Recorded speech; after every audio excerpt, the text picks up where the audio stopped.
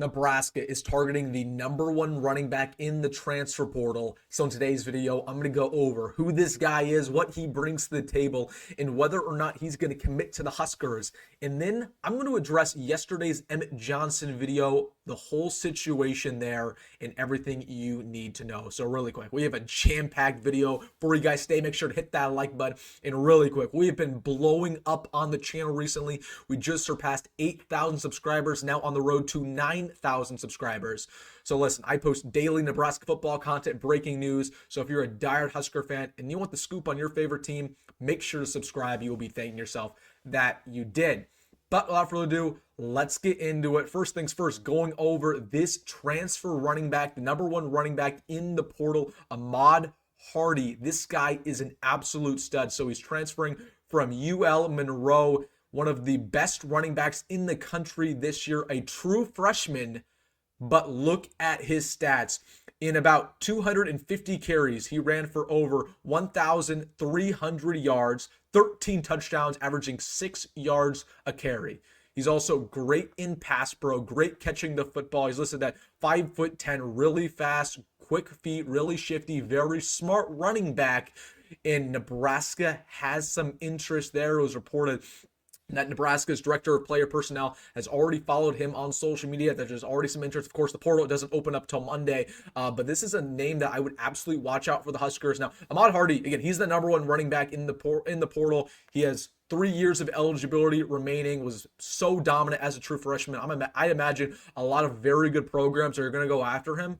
But you got to watch out for Nebraska here. Again, they're going after him early in this process. You got to try to get this guy to visit, throw money at him, see what happens. But Ahmad Hardy, again, watching this guy on film, oh my goodness, is he athletic? He's dynamic. He can get touchdowns. He can take any single run to the house. He's fast. He's quick. He checks every single box. And again, Nebraska is really trying to get him early on in this process. Again, the portal doesn't open up, so we can't technically have contact with them just yet. But Ahmad Hardy is another name that I'd watch. And I'll post a video probably Sunday or Monday going over all of the portal guys I'd watch out for. But this guy, #1 running back in the portal, you absolutely have to remember that name. So Ahmad Hardy coming in from UL Monroe. Again, one of the best true freshman running backs in the country. But I watch out for some legit SEC schools there. But Nebraska definitely needs a couple of transfer running backs. You only return Dante Dowdell in that room. You need a guy like Ahmad Hardy, especially like just a guy who can catch passes, who can be dynamic, who's just not a power back. He's an elusive back. That's what we get here in Ahmad Hardy. So hopefully Nebraska can lock him down. But that's a guy I'd absolutely watch out for. And there's a bunch of other running backs Nebraska will likely try to recruit in the portal. So Ahmad Hardy, watch out for that name. One of the most dynamic running backs in the country as a true freshman with ULM. And again, the stats speak for themselves.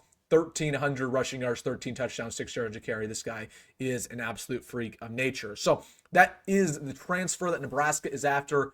All right, I want to give you guys an answer for the Emmett Johnson video yesterday to clear the narrative on why I decided to delete it and everything that went on.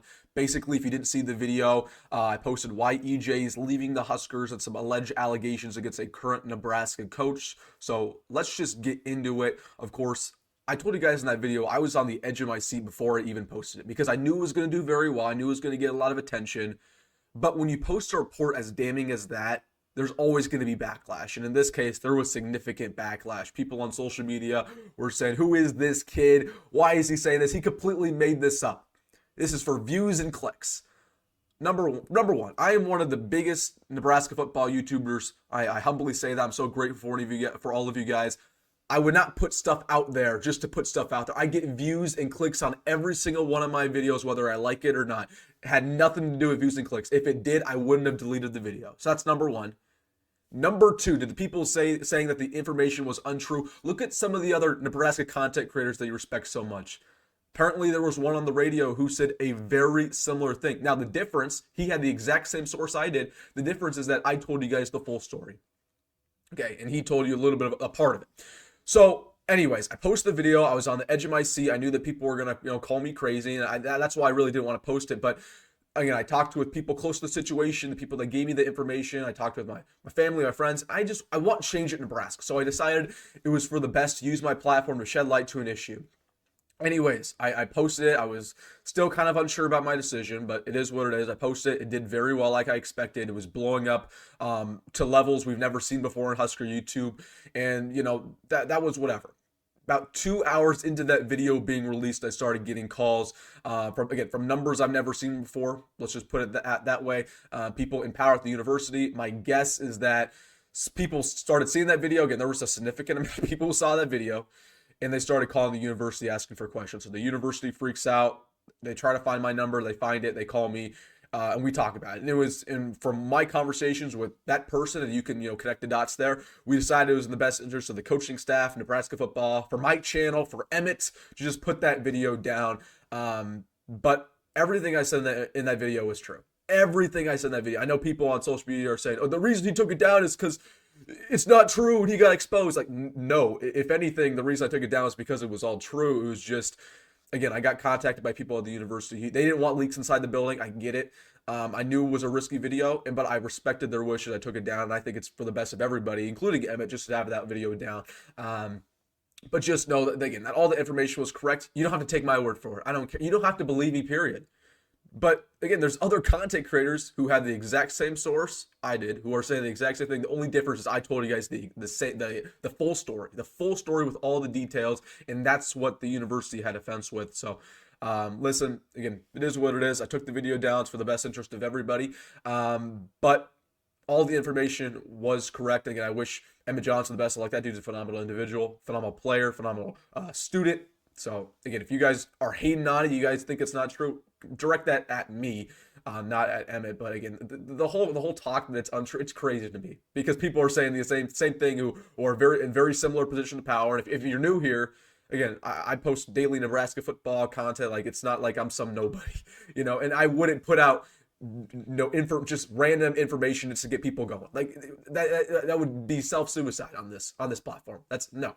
I got information from a trusted source. Let you connect the dots there.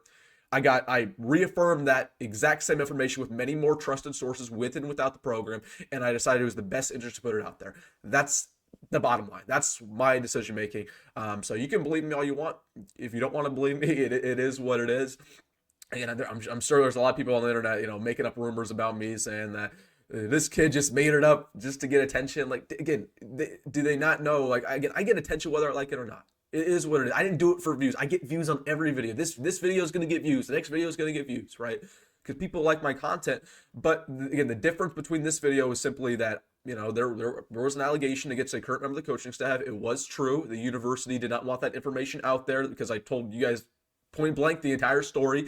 And we decided it was probably in the best interest of everybody just to put that down. But just wanted to let you guys know the entire story there, why I did what I did. I don't regret posting that video at all. I'm hopeful that the people who did see it will use their voices to now, it's now your job. I told you guys it. Now it's your job to spread the message, and hopefully we can have some real change. So, all right, guys. Wanted to address that. I know a lot of people have been asking me, so I want to address that in the video. All right, guys, let me know down below your thoughts about Nebraska's transfer running back they're going after. The EJ video, let me know in the comment section. Hey, if you made it far on the video, make sure to hit that like button and subscribe. As always, folks, go big red, go Ahmad, Rhule, and see you in the next one.